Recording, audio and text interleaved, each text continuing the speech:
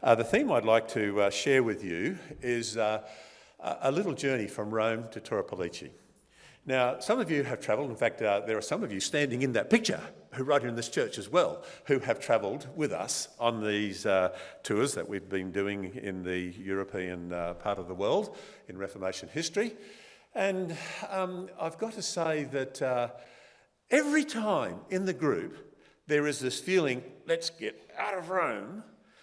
Isn't it great to get to Torre Pellice? Let me explain why. Rome for me, I have a love-hate experience with Rome too. I love it from the history point of view.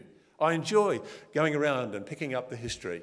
But I've got to say, by the end of about 4 days of walking around the streets of Rome, wrestling with the congregation, the audience, no, the population is what I'm looking for. The crowds are everywhere. The streets sometimes are grubby and dirty. Much of the past is now in ruins, and you're looking at just the remains, in this case the Colosseum. You see the wealth and the glory displayed in the church, and yet there's poverty out on the streets. And this gets to you after a while. And other things that get to me as well is the darkness of the churches sometimes. The TV's doing it quite well with it bringing up quite light. But you go to some of the churches, magnificent buildings, not taking away from that. But just the general darkness can be very depressing. And you kind of think, in fact, there's a little secret I'll share with you. It doesn't take too long before somebody picks up a little abbreviation that's come from previous tours, ABC, another blooming cathedral.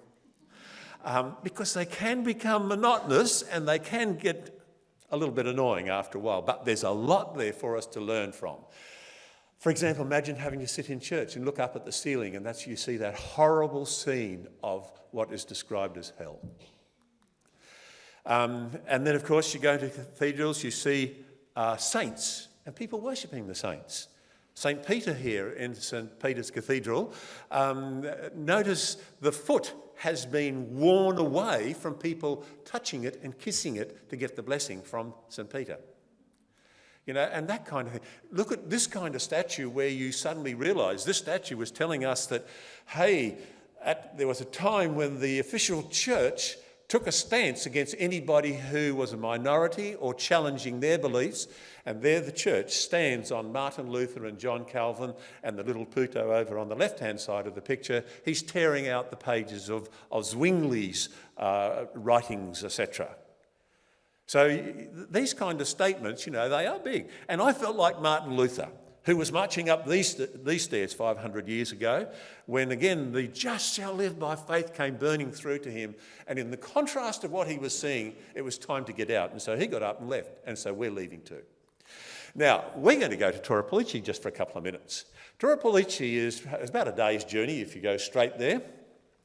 And it's lovely. It's refreshing. It's out and you can see the hills there behind the town, the accommodation where we stay, lovely plain food. Waldensian people run this little accommodation, and it's a very homely sort of a setting, and it's really nice to go there. And you can look up into the hills. That's visible from the accommodation. And the history there, there's a lot of history, but it's just inspiring to be there out in the hills and to see these magnificent rivers that run down right through the actual town itself.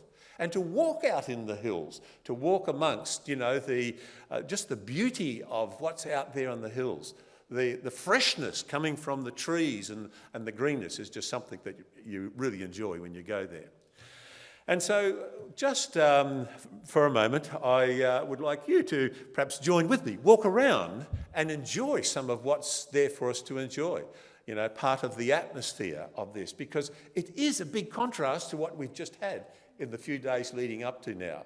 You're walking between these little farms, between the gardens, etc. And there you can see even our preacher for today is marching up the road there, coming towards the next site that we're heading towards. Animals walking through the bush that we're walking through as well. And then, of course, you can go to some features like this particular feature, the College of the Barbs.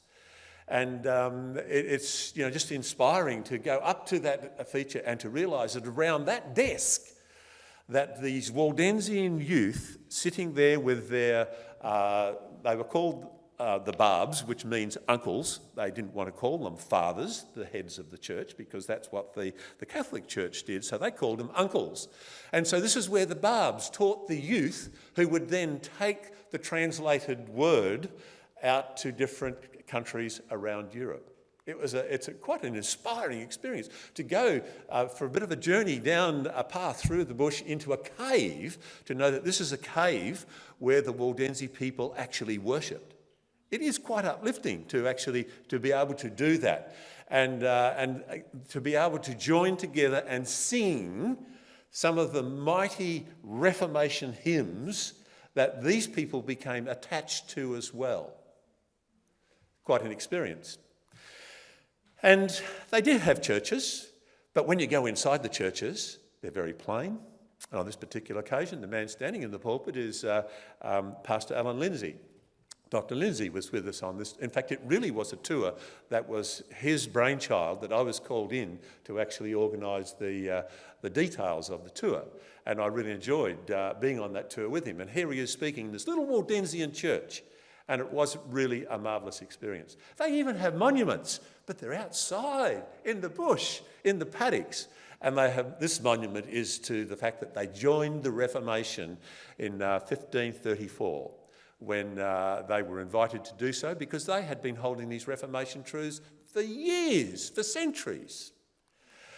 And then, of course, there's this monument, which is a great monument as well. It represents what's called the glorious return, when they were chased away from their home and they came back, and this is where they arrived back at Bobbio, just not too far away from Torre Pellice, and they vowed to God that they would be loyal to God no matter what the circumstances were that came in their way for the future. So can you understand that why, as a group, for every group I take there, we get in a circle and we make a commitment to God, not their very commitment, we make a commitment to God, to be loyal to God, despite the circumstances that may come into our life too. I trust that you see that in this little parable, this really represents our life and the Sabbath.